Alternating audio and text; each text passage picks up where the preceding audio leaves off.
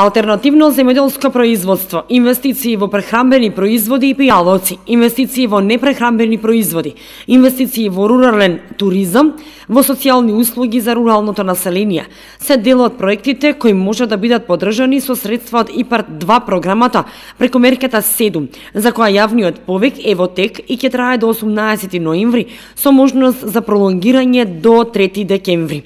Диверзификација на фарми и развој на бизниси. Повикот за оваа мерка беше објавен на 4 октомври. Со цел подетелно запознавање на населението со условите за аплицирање и критериумите кои се бараат, се спроведе инфоработилница во Виница. Денеска во Виница се одржа инфоден на кој што учествуваше Министерството за земјоделство, шумарство и водостопанство заедно со секторот за управување со ИПАРД и колеги од платежната агенција, каде што се разговараше за актуелниот јавен повик за мерка 7, диверсификација на мали бизниси и развој на фарми. Денеска колегите ни презентира кои се прифатливи инвестиции, кои се апликанти може да се јават на самиот јавен повик. Ова е јавен повик кој што е отворен за главно за микро и мали предпријатија, за занечи, за физички лица, меѓутоа главно се работи за инвестиции кои што мора да бидат фокусирани во руралните средини. Значи со овој јавен повик на располагање се ставени 16,5 милиони евра кои што се европски и национални пари.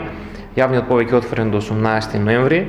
Значи сите заинтересирани апликанти и инвеститори, агробизнисмени ги повикувам да ги следат овие инфоденови кои што ќе продолжат и во останатите делови на државата. Овој јавен повик постои можност да биде продолжен и да заврши во декември. Во наредниот период следуваат и наредни јавни повици кои што ќе бидат објавени, кои што ќе бидат фокусирани на примарното производство и преработката на земјоделските производи, така да целокупните европски пари кои што ни се ставени на располагање ги ставаме во оптек. Значи моментално ИПАРД програмата е програма која што интензивно се користи, значи имаме голема искористеност и најава од европските институции за поголеми средства кои што ќе ни бидат доделени во наредните години со процесот на пристапување во Европската унија.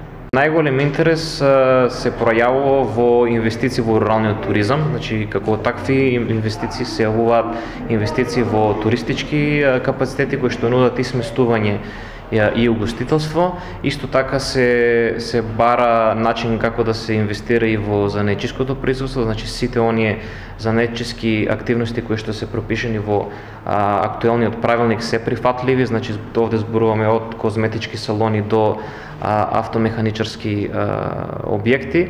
Исто така се заинтересирани во делот на козметиката, производството на дрво, производство на керамика, производство на пластика, стакло. Значи ова е една мерка, така наречена популарно неземјоделска, која што нуди широк диапазон на инвестиции и навистина е добра можност за да направиме едно отварање на нови работни места во руралните општини, руралните средини и да намалиме депопулацијата во истите.